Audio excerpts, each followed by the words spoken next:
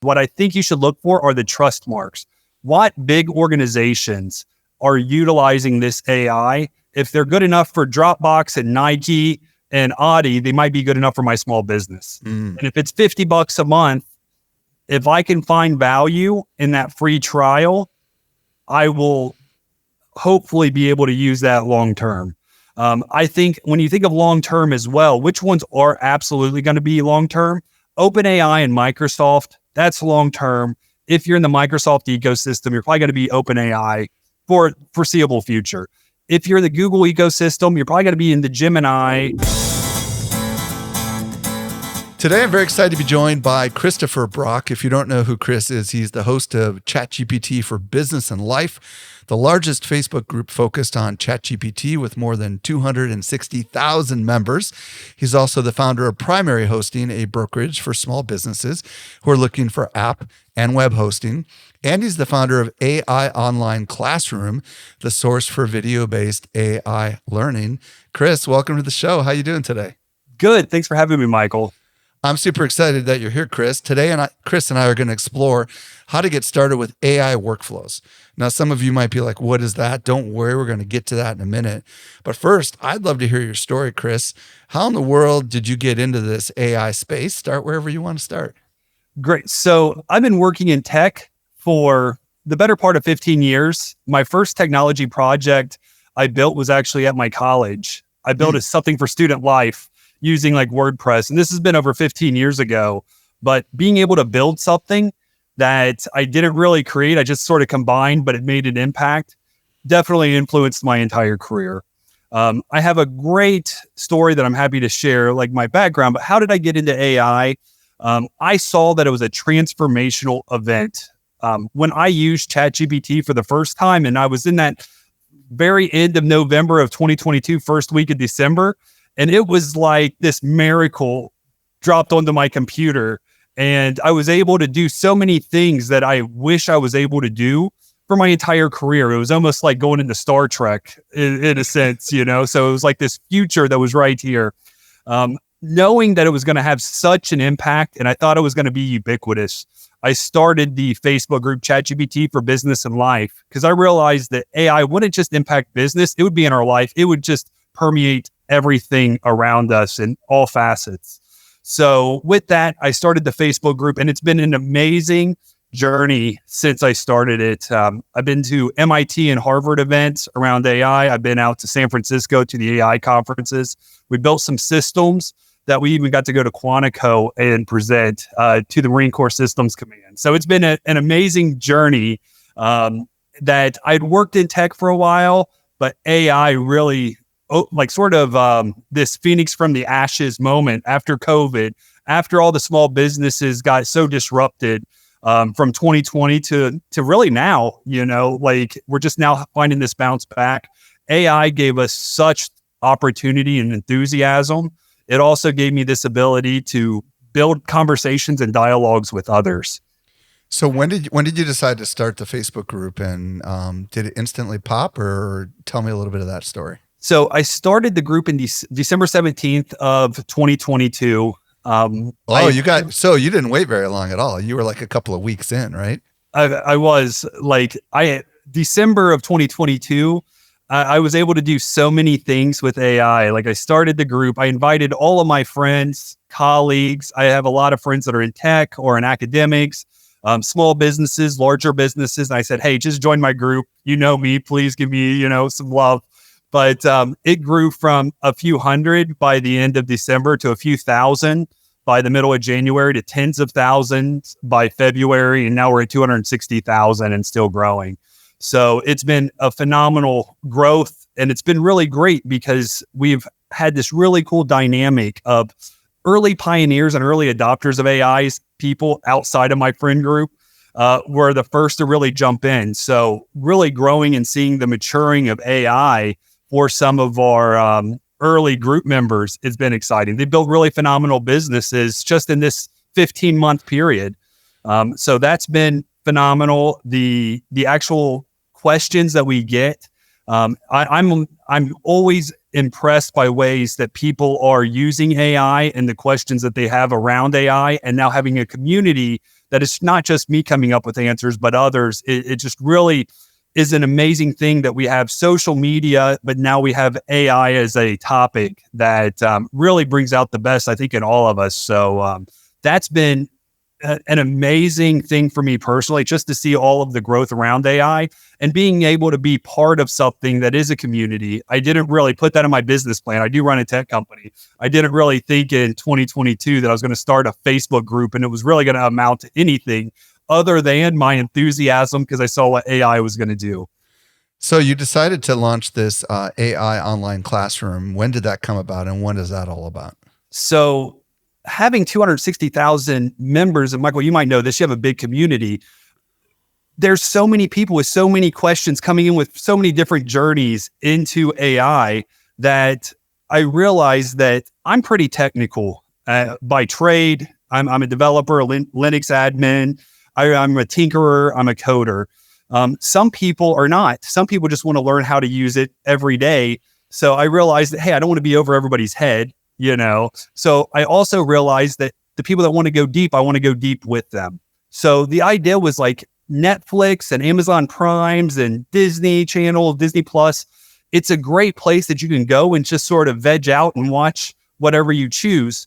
What I thought would be great is that since we have so many different people from so many different AI journeys, if we could just gather all of the best AI-based video content in one place, that would be significant. It's great to go to YouTube and watch videos, but you go from something you're searching for to something that you may not even be able to find on AI because YouTube is working on your algorithms, on your search habits and your watching habits, not necessarily focused on AI. So having a focus place that's all about AI that we sort of curate. I think curation is a very important asset and skill that we're going to see over the next several years. Is curating content instead of creating may be a major place.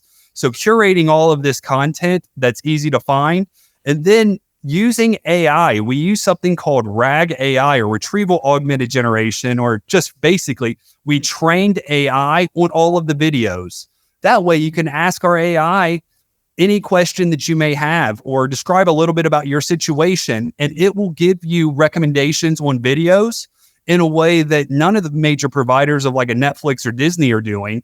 Plus, we might have a larger ecosystem of videos, maybe even more than Amazon Prime when it gets down to it. So what's really cool is that as this platform develops, we will continue to try to make our AI smarter and a better matching solution, one that doesn't make stuff up or hallucinate, but drives people to the locations that they need to see or what they choose to see. I think is going to be a big deal.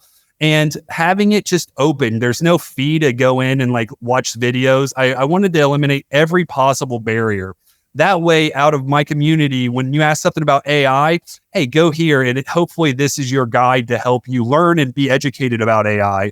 Obviously, I run a business, so I'm always selling AI or implementing technologies as well. But there's just this time frame now that people need education. So the best way to provide education, I think, is through video. And then we do have a full learning management system that has tailored courses that if you really want to go deep and focused, you can do that with us as well.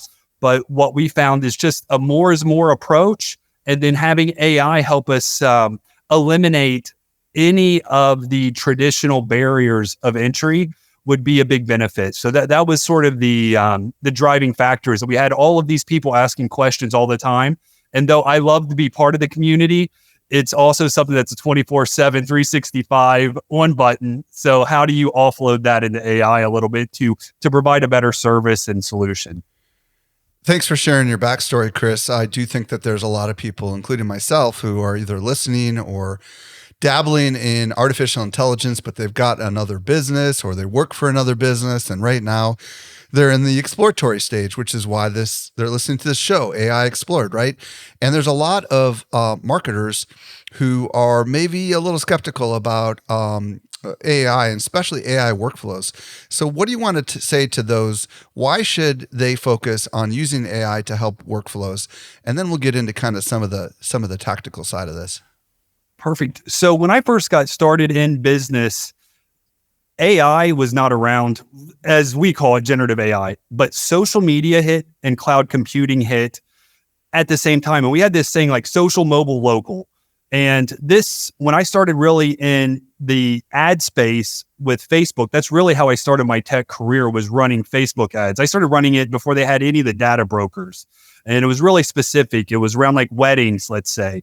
So Facebook had that data around us and they enabled us to buy ads. And that was a new thing. It was no longer search. It was now social ads. And I saw that. And from that, I went from wedding vendors to joining a team called App Addictive that we built Facebook fan page apps. We ended up with 10 million Facebook fan page apps. And very soon after that, we had a programmatic ad tool for social and search engines, this big tool for enterprise. But essentially, we were working with big banks, big brands, big names. And it happened so dynamically and so fast. It happened in 3 years. I went from weddings to the largest banking system in the world that fast.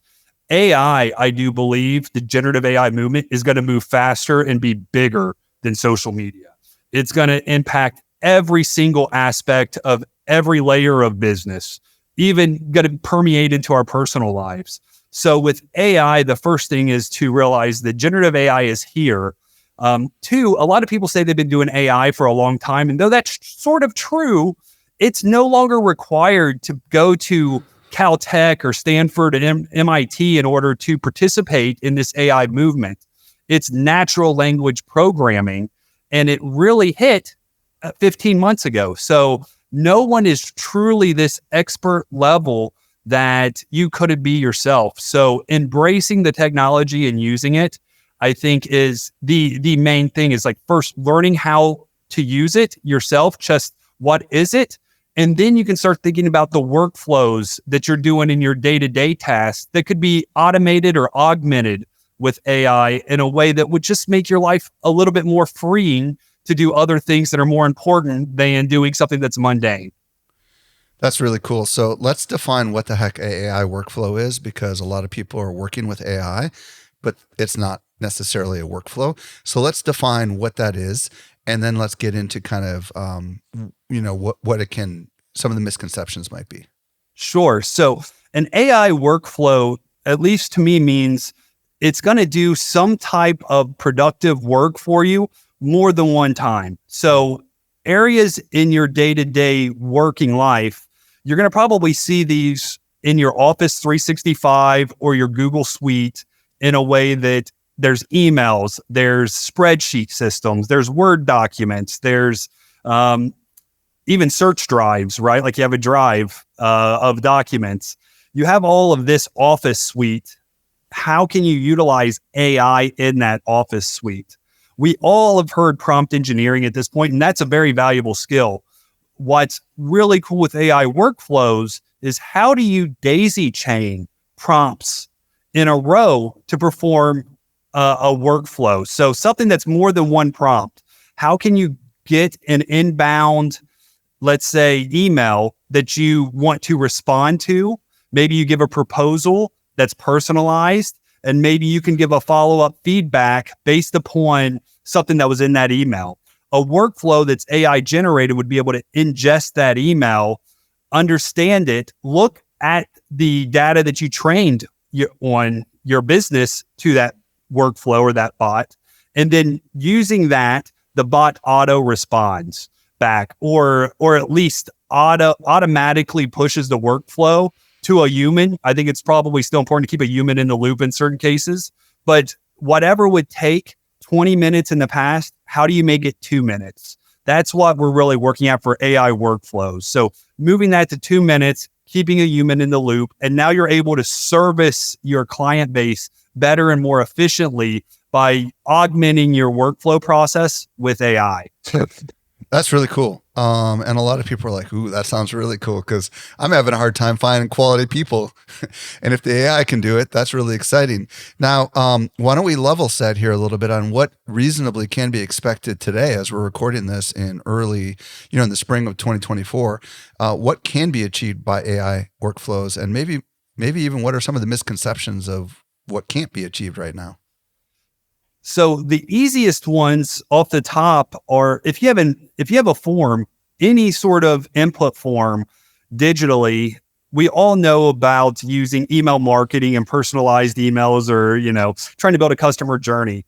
imagine being able to take that form input data or lead data that you're capturing and using an AI to respond back in a personalized manner, quickly, efficiently, making sure that the links that would drive that next step of action are all there. That's a very easy one to pull off right now. Like whether you use like Zapier probably can do this and you can wire it together. There's also other platforms out there that you could utilize to build these sort of basic workflows. And that's the easiest one to build is an online form system, a personalized email or action based off of someone putting information into a form. As we get deeper into it, you can actually build workflows for almost any use case or any purpose if you can define what a workflow process is. For educators, let's say grading essays is what you do every day. You're a teacher, you have 500 students, you got to read all of these papers every day. It's very difficult. There's a rubric. It's not quantum physics. It's not, but I think AI could handle that, but it's not the most difficult thing in the world. There's a rubric as an educator that you use. You can build a workflow where you can take a picture with your phone of that essay, let it hit the rubric, grade it, and give the student a personalized feedback on how they could improve that essay. That can be done today with some platforms. I wouldn't recommend trying to get into how do I build this open source and from scratch.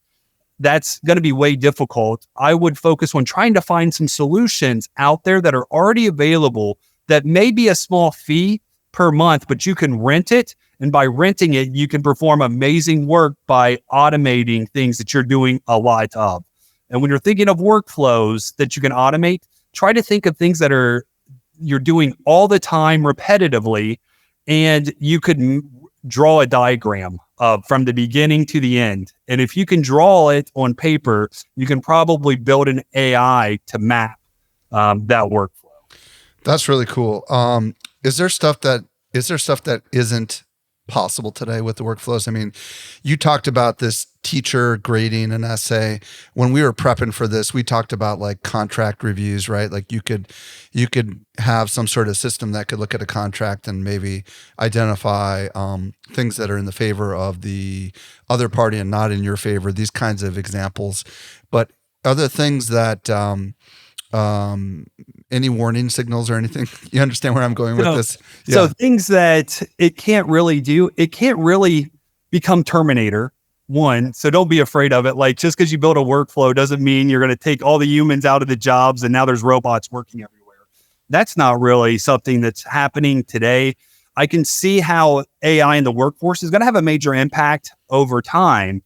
But right now, it's such an open playing field that if you're just good at leveraging AI, you're going to win back a lot of your time. And if you're a good operator of whatever business you're operating now, you're still going to be a good operator. You might even be a better operator.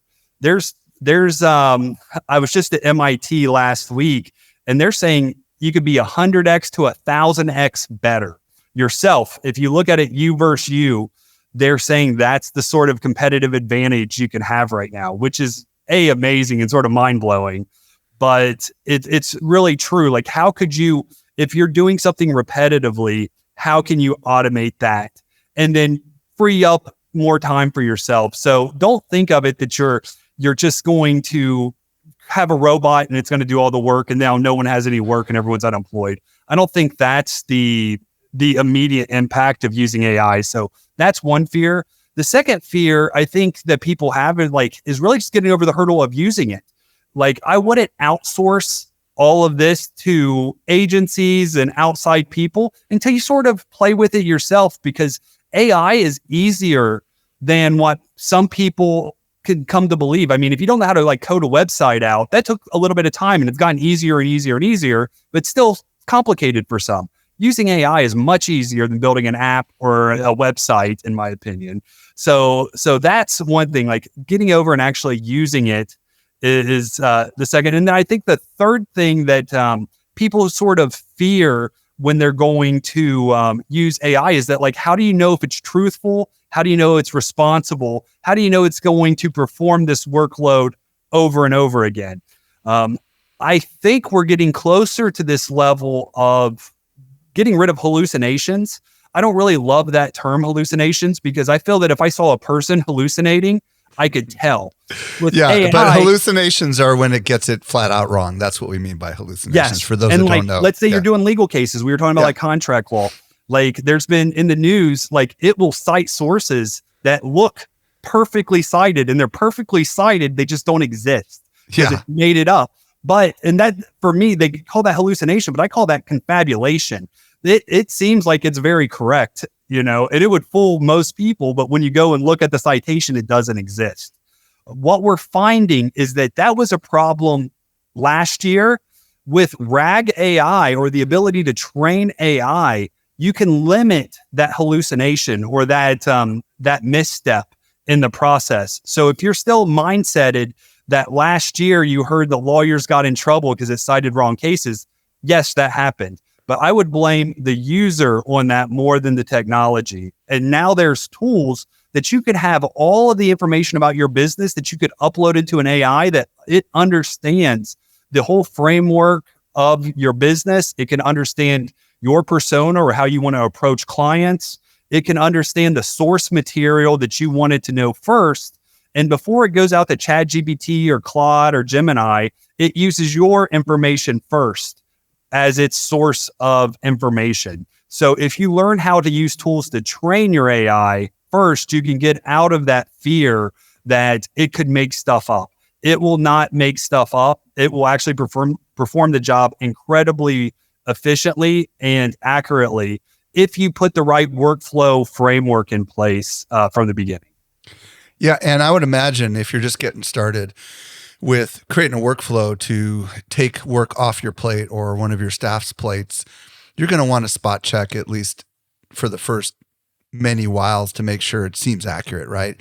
Until you have just like you would if you hired someone, right? You're going to check the work, you're going to make sure it's accurate, and you're going to have a critical eye on it. But it's easier, I think, to check for mistakes than it is to create the whole workflow and to do all the work, right? So if that's the last step you've got to do until you get a certain amount of confidence, that seems like a kind of a no-brainer. I think one of the big challenges a lot of people are thinking about, especially in business, is security and privacy. So let's talk about that a little bit. How do I know that when I feed my information into these models that it's not essentially taking my confidential intellectual property? You know what I mean? How do I know it's secure? Because this is one of the big things I think a lot of people are pondering right now, including me and my organization. That is a major concern and falls under that ethical AI and responsible AI. So how do I know that my data is secure and private? First off, a good rule of thumb is that if you're paying, it's probably going to be more secure than if you're not paying. Okay. If you're not paying and you're putting your information into Bing or one of these search browsers, they're probably keeping that content. I don't know if your small business is going to make an impact in this gigantic model by any means, but be careful on where you are uploading your data into, because there's some models. I think even that if you use like the ChatGPT model, that's the free model right now, you're sort of authorizing them to be able to maintain and use your data to train in the future. So if you're paying for it, you sort of get at least one step of security that you're probably paying for your own secured space. That's super important. Second, know that like what is mission critical, super important IP, and what's just helping me rewrite some wording on a paragraph in an email or a contract. If it's not incredibly important, maybe it's not necessary to pay the premium of security, because even for our team, we launched a product that's AI and IoT for facilities and heavy assets. So like if you have a trained HVAC system on your building, you don't want anybody to tap into that and know it, but you want your team to have access to it and it's in the cloud. We take a lot of precautions. We started working with Homeland Security and CISA, and we're hoping to work with government entities. In that case, we find privacy, security incredibly important. I'm on this call from a data center. We love secured environments. That being said, a lot of this is not at that mission critical level of a nation state. You're talking about like how to utilize AI for your small business. Buying ChatGPT or getting it Copilot through Microsoft or using Gemini through your Office suite through Google for Work is going to be secured. They're not going to share that data. It's going to be as secured as your cloud email. Now, are those 100% secured all the time? Like, I hate to tell everybody, they all get broken into. All of our phones, everything has probably always been hacked, and it's just a perennial problem in technology. But nobody gets fired if they choose Microsoft, is sort of a saying. Same thing here. Like, if it's in Microsoft, you're doing what meets or exceeds industry standards. You're doing the best you can to protect your business. And I wouldn't recommend that, especially if you're a small business, to really tie in so many protocols around security that it hampers your ability to use AI. I think that there's a lot of people that are so concerned about privacy that they're going to wait a year or two to feel comfortable to use AI, and their competitors are not going to have that issue. And they're going to have an 18-month ramp of better output and productivity than their competition. So right now, I think it's definitely a balance for privacy, but make sure that you're not valuing security over competitive advantage in that landscape. Because right now, there's companies that will not have the same security hangups, and they will move quicker, faster, and more efficiently than your business. The other thing that I think you could do is work on an AI policy for your business. There you go. That way you can work with your employees to let them know that, hey, please use the AI that we're giving out. Don't use the free models out there. Use it in our ecosystem, and we'll provide you tools. So try to retool and reskill your teams and make an effort to invest in some AI tools, even if it's like little skunk works in your organization to see, hey, will this AI work? It's a X number per month or an X dollar amount and some people we're going to put to it. See if it works and see if that can bring value. And then you can move into further securing your data as you see fit. But I do believe that this stuff is very secure in the sense of your email or your data that you put in a Google Drive. At this point, it's very similar. Well, and I think you hit on something, and we've had some other guests, on the show that we've talked about policies, and we're working on our own internal AI policy. One of the big things that we do not allow inside of our company is these automated note-taking tools to come into our private meetings at Social Media Examiner. If you look at the terms of service on a lot of these things, you are even the paid versions, you are granting them perpetual rights to use that data, which is your private meetings that you're having with your staff. And somebody happens to have a note-taking app that comes in and sits in as their assistant. And those are the kind of things that I'm concerned about. I don't know if you've taken a view on these kinds of things or not. It's a good question. For me, like there's certain areas that I know I need to be more precautious. Yeah. I will use a note-taking app because I know my productivity is much better. I'm running 20 meetings a week, every week for the last 5 years of my life. Now I have a better understanding and a better follow-up. I do understand that there's some security possible vulnerabilities. I don't believe that Zoom or Otter or Microsoft Copilot is going to do anything to damage us at a level that would destroy their whole business model. So I don't see how they were going to use it maliciously against us.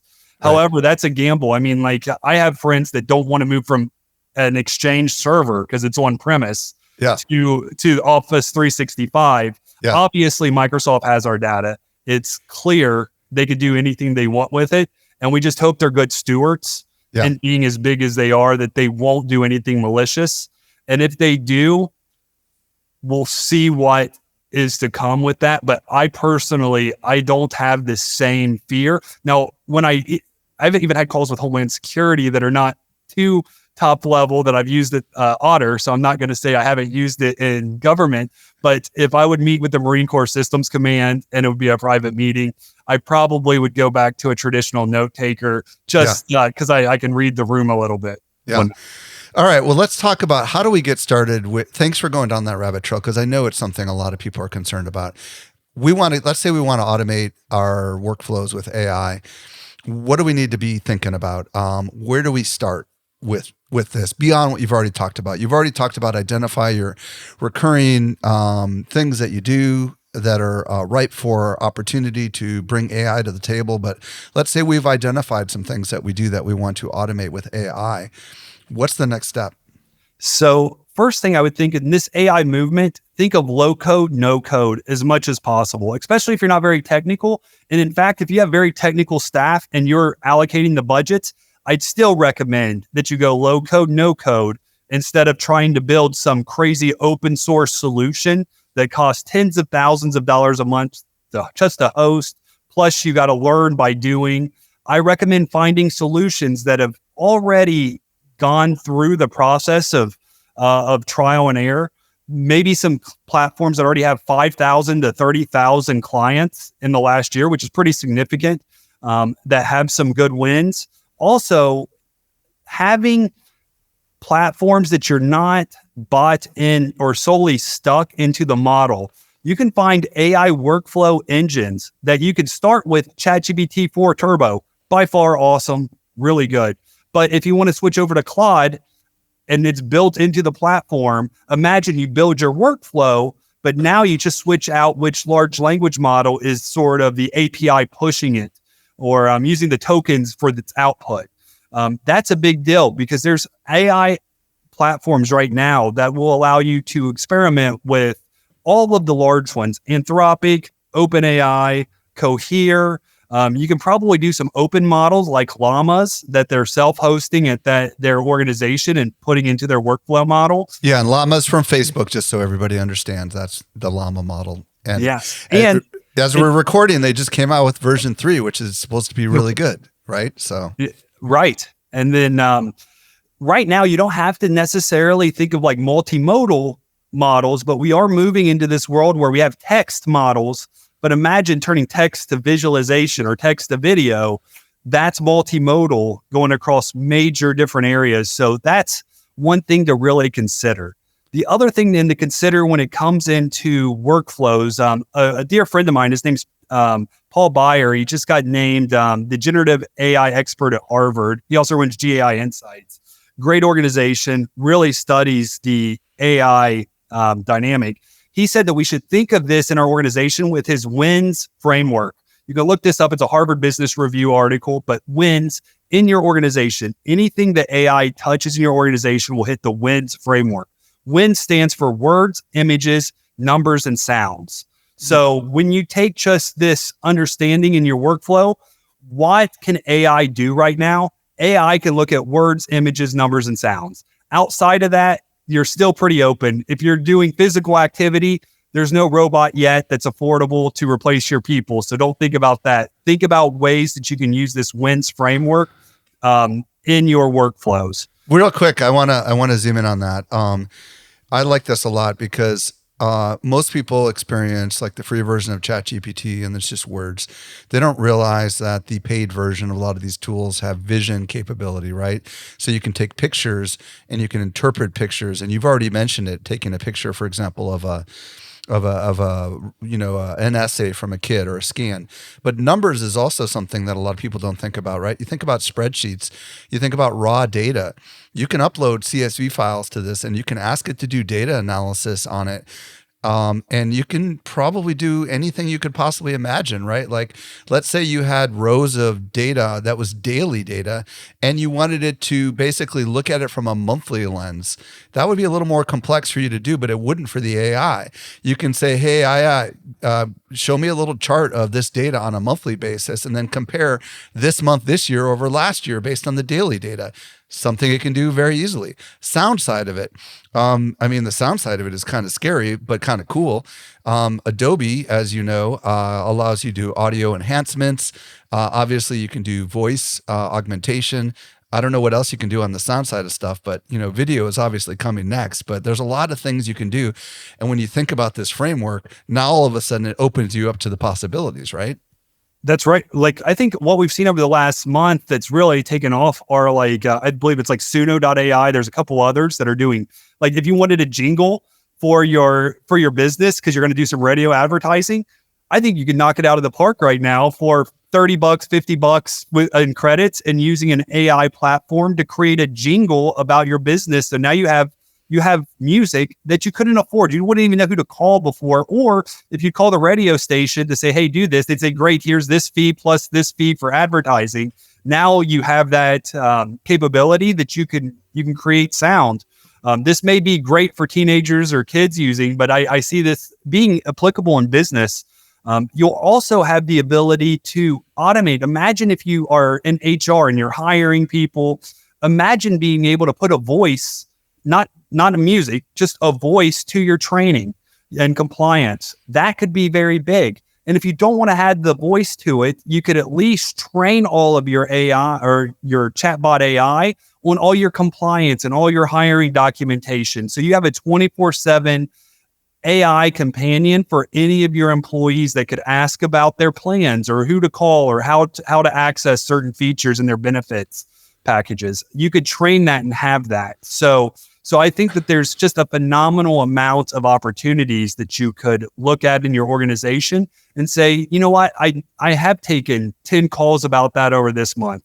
And so that 10 calls, I'm spending 10 minutes per call 10 times a month. That's 100 minutes a month that I'm handling. Now there's 12 months in a year, 120 minutes, or is that 1,200 minutes a year that I'm on the call, just answering stuff that could be answered through a chatbot. That's a big savings. And imagine that chatbot is $50 a month. And if you buy that, you might be able to build a couple other chatbots. And it So never you're sleeps. able to win And time. it never sleeps. It's instantly responding to people, right? Because everybody wants answers immediately. I mean, you fill out forms on a website, and then you wait to hear back from a human. Well, now you could instantly get responses through some sort of an AI workflow. Now, you mentioned earlier, Chris, that you should try to find tools that already kind of do some of the things you're looking to, rather than kind of using these large language models and trying to invent it from scratch. I think one of the questions going through the minds of a lot of people is, it seems like there's AI tools popping up everywhere. How do we discern whether or not this tool is even going to be around tomorrow? That's a really great question. I don't think we have ever seen this much investment in so many startups.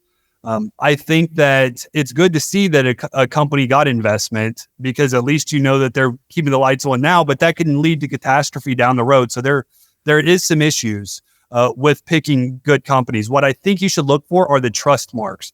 What big organizations are utilizing this AI? If they're good enough for Dropbox and Nike and Audi, they might be good enough for my small business. And if it's $50 a month, if I can find value in that free trial, I will hopefully be able to use that long term.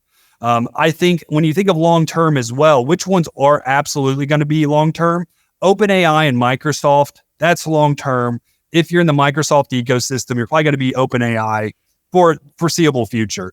If you're the Google ecosystem, you're probably going to be in the Gemini, whatever else they decide to rename their system. They've renamed it a couple of times or pivoted. But if Google has a direct native integration into their entire back end, that's probably the one that's going to win out for your office work. And there's probably going to be determining factors of why you're choosing them. And it's going to be because you've already been on their platform for 10 years. If you're in Salesforce and that's what you're using, they have an Einstein platform. Maybe that's for your Salesforce. Maybe that's going to work a little bit more natively. Some things that are not in there, but maybe you should find out if you're running a Shopify store or an e-commerce store, how do you find an AI chatbot that can look at your website every single day and look at your inventory, look at your offerings, and not only like in the past, like with ChatGPT, help you write your product offering, but actually be a recommendation chatbot engine for your users to say, hey, what are you interested in? I want a yellow dress. It will come up with all the yellow dress recommendations on their e-commerce store because you're communicating with that personally. I bring that example up because my wife and I bought a dress recently through Amazon. Amazon is launching this through their storefront, where you're going to be able to communicate with an AI that's going to have a recommendation for product engine built in. So if you have an e-commerce store, figure out how you can have a chatbot that does recommendations of the products that are in your store, handles that support ticketing, maybe not all 100%, but imagine if you could automate 80% to 90% of the data that's already on your website, maybe in your fax page, into a personalized chatbot that could answer it because someone has a question. It's a great replacement for what was traditionally maybe an intercom or a live chat feature that you had a person staffed for. Now AI can handle that. And there's a lot of solutions out there that you can look at that can start to handle that e-commerce purchase path right now. Let's talk about integrations with Google Workspace versus Office 365. I think that there's a good chance that 98% of the people listening are using one of these. And my guess is the small businesses are all using Google products. So how important is this? I would imagine it's very important, right? And OpenAI has got to be working on Google, not just Microsoft, even though their big backer is Microsoft. What's your thoughts on this? What should we be looking for? How do we even ask the questions of the tool providers? That's a great question. For Google, for one, like I've been working with a company called Scripted app. They have an immense plug and play native integration with Google. So when we talk about like AI workflows, we already know Google has an amazing API infrastructure. They're very easy and very tied into so many API-enabled software solutions that I think Microsoft has they were the larger incumbent, so they had to move slower, and Google really designed their platform to make it easier to code into. So finding platforms that already are integrated, that if you're getting data into a Google Sheet, imagine what you could do if that is already in the sheet. It's coming in from a live feed. Maybe you're buying ads and that's how it's getting reported to you. Maybe you're just doing inventory.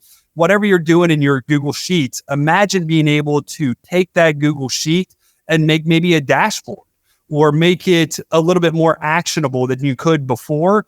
You can start using AIs to sort of plug in that ecosystem. And if you were already using Zapier in the past, it's like Zapier on steroids. So like, how do you find solutions that can tie into your current ecosystem and then be able to further it? Imagine having a bunch of information in your Google Drive. Maybe it's customer reviews of your product. Imagine just throwing an AI on top of it in a very easy manner and do sentiment analysis for thousands and thousands of reviews over 5 years. That's a lot to look at and usually just stays in a folder and nobody looks at. You can start tying AIs to look at this for you in a way that you're paralyzed in even trying to do it because it would take way too much time. You don't know if you're going to get any benefit out of digging through with the person through this folder, but you know that in that folder is like my entire business history sort of lives in this folder in a unique way. Imagine being able to add your AI to it and say, hey, AI, what is in this folder? Tell me. And it will sort of tell you what it's seeing in a general framework. And if you agree with what it's saying it's seeing, you can say, you know what, analyze this. Help me build a performance metric that I can look at this and score this in a way that I could better my business. What are the takeaways from what you're seeing in this folder that if I would improve, my customer service would be better, or just my service in general would be improved? So I'm assuming Gemini, Google's actively working on their alternative to OpenAI that will do everything you just said. But are we looking for tools that work with Gemini, or are we looking for tools that work with Google? Because like I'm putting myself in the mind of the consumer, how do they know what to look for? Does that make sense? Yeah, I would say look for ones that work with your data. And what I found, like primary hosting, I've been around for like 15 years, like we're a cloud brokerage platform.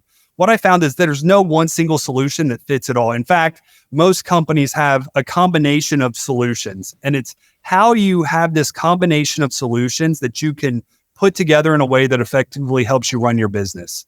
So I'd say you need to look at this. Most importantly, your data is your data. What solutions are going to tie into anything that's outside of the Google ecosystem as well? I think you're going to always have more power if you look into open source tools like WordPress. If you're running your website, it's open source. You can do whatever you choose from it. Google may not try to build something to help you out with your open source projects. They may not try to help you with your CRM tool that's not in the Google environment. They're not going to help you out with your project management tools necessarily. So try to find the tools that have the best overall reach across your ecosystem that you have in place. So if you have 25 tools, try to find AIs that play with the most of those tools, because if you do choose one that's totally dependent upon the Google ecosystem, that's all it's going to do in that ecosystem. It'll never help you move into your other tools. So you might have to add other AIs to bridge that gap, or other solutions to bridge that gap. So what I'm hearing you say is that the big tools are going to have lots of integrations, just like all the other software that's existed before AI, right? So you want to, when you look into an AI software, you're going to want to look for the integrations tab or whatever, right? And you're going to want to see all the different things. And obviously, Google might be very important for a lot of people, or Office 365, depending on where the data lives, because once you get access to that data and you connect the AI to the data, then you can apply whatever large language learning model you choose, depending on the solution, and you could be off to the races. Man, we could talk about this, Chris, all day long. But I know that you've got some places you might want to send people if they want to learn more. So where do you want people to go if they want to learn more about you? And also if they want to connect with you on the socials, what's your preferred platform? So if you want to really see what we're doing every day, ChatGPT for Business and Life, it's a Facebook group. You can find it just by searching ChatGPT for Business and Life.